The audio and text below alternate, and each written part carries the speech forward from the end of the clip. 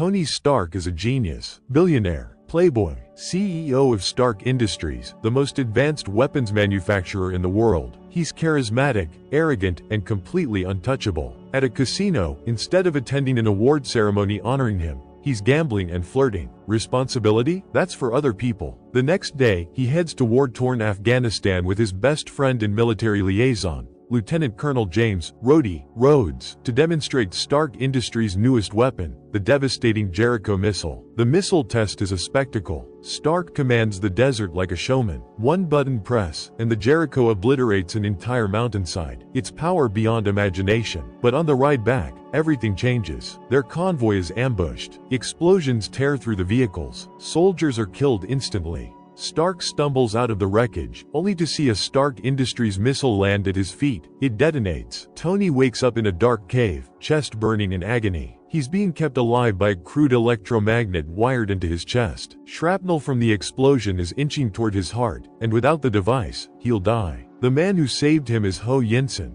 a fellow captive and doctor. They are prisoners of the Ten Rings, a terrorist organization led by Raza, and they have one demand: build them a Jericho missile. In exchange, they promise Stark freedom. But Stark and Yinsen both know the truth. They will never let him go. So instead of building a missile, Stark builds something else. First, he miniaturizes a powerful energy source, the arc reactor, to power the magnet in his chest. Limitless potential. Then secretly, piece by piece, they build a crude suit of powered armor. The terrorists grow suspicious. Time runs out. When the Ten Rings storm the workshop, Yinsen sacrifices himself, buying Tony time to power up the suit. Stark emerges in a massive metal monster of his own design. Bullets bounce off him. Flames erupt from his hands. He fights his way out of the cave, unstoppable. Outside, he finds Yinsen dying. With his final breath, Yinsen tells Tony not to waste his life. Tony escapes, destroying the terrorist stockpile of Stark weapons before flying into the desert sky.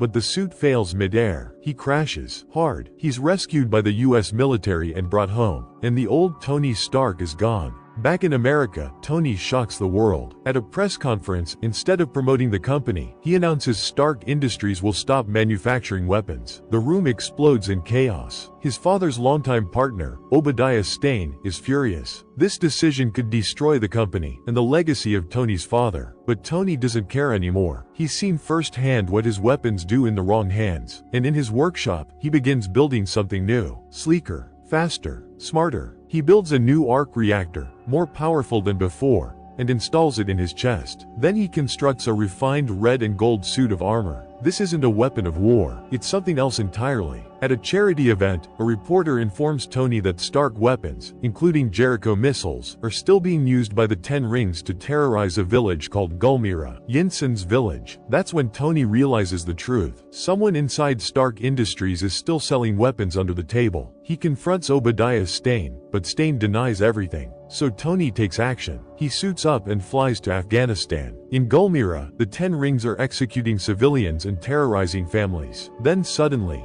a sonic boom shakes the sky. Iron Man has arrived. He dismantles tanks like toys, destroys weapons with precision, saves the villagers. For the first time, Tony Stark isn't selling weapons. He's protecting people. But flying home, he's intercepted by two F-22 Raptors from the US Air Force. They think he's a hostile target. Tony calls Rhodey mid-air and reveals the truth. "I'm the guy in the suit." Rhodey can't believe it, but manages to call off the attack just in time. Meanwhile, the Ten Rings recover the scraps of Tony's original cave suit, and Obadiah Stane makes his move. He meets with the terrorists, and instead of honoring any deal, he has them all eliminated. Taking the suit remains for himself. Back at Stark Industries, Stane forces scientists to reverse engineer the armor. But there's one problem. They can't replicate the arc reactor, because only Tony Stark could build it. Tony's assistant, Pepper Potts, uncovers the truth. Stane has been secretly supplying weapons to terrorists. Worse, he was the one who arranged Tony's capture in Afghanistan. Stane tried to have Tony killed. When Stane realizes Tony knows too much, he attacks him. Using a sonic device, he paralyzes Tony and rips the arc reactor from his chest, leaving him to die. Stane finally completes his own massive suit, the Ironmonger, powered by Tony's stolen reactor. But Tony survives by crawling to his workshop and reinstalling his original, weaker reactor, the one that kept him alive in the cave. Wounded but determined, he suits up one final time. The final battle erupts in the streets of Los Angeles. Iron Man vs. Ironmonger. Stane's suit is bigger, stronger,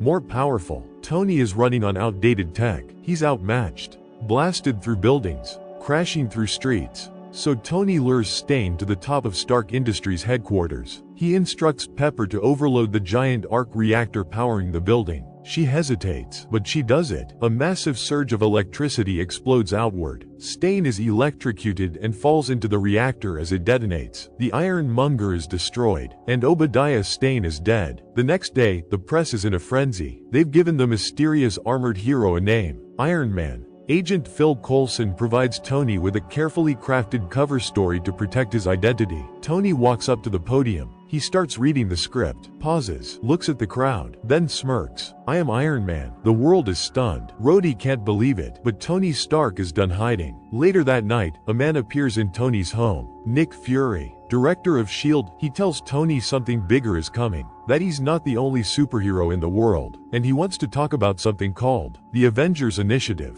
Thank you for watching. Like and subscribe for daily recap.